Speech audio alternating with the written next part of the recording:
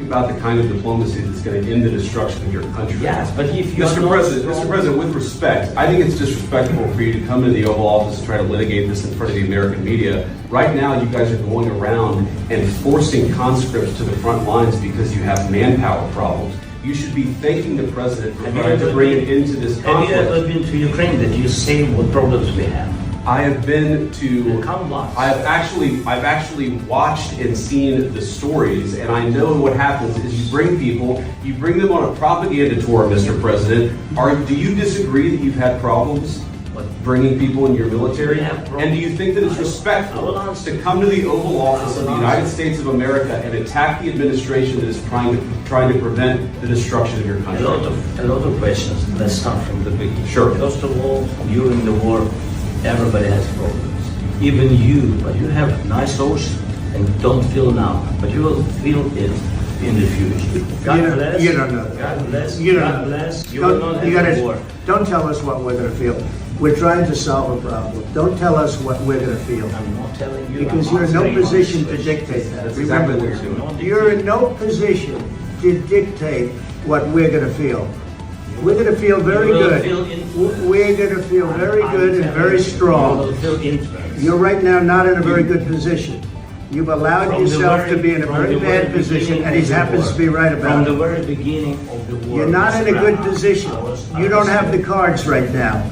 With us, you start having cards. But right now, you're playing cards. You're playing cards. You're gambling with the lives of millions of people. You're gambling with World War III. You're gambling with World War III.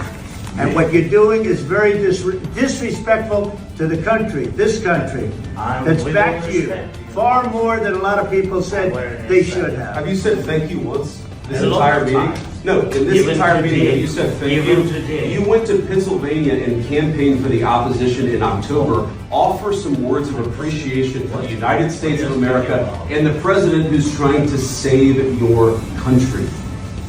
Please, you think that if you will speak very loudly about the war, he's not speaking loudly. He's not speaking loudly.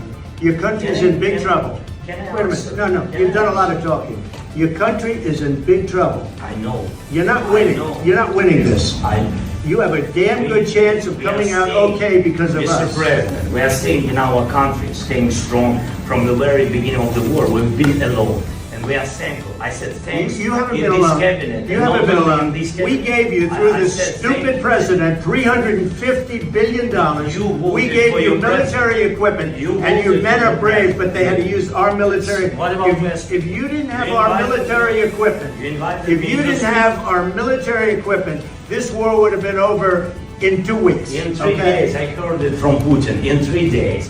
This is something maybe less. In 2 weeks, of course, yes. It's going to be a very hard thing to do business like this. Again, just say thank you. I said a lot of times to American people. Accept that there are disagreements, and let's go litigate those disagreements rather than trying to fight it out in the American media when you're wrong. We know that you're wrong. But you see, I think it's good for the American people to see what's going on. I think it's very important. That's why I kept this going so long. You have to be thankful. You don't have the cards.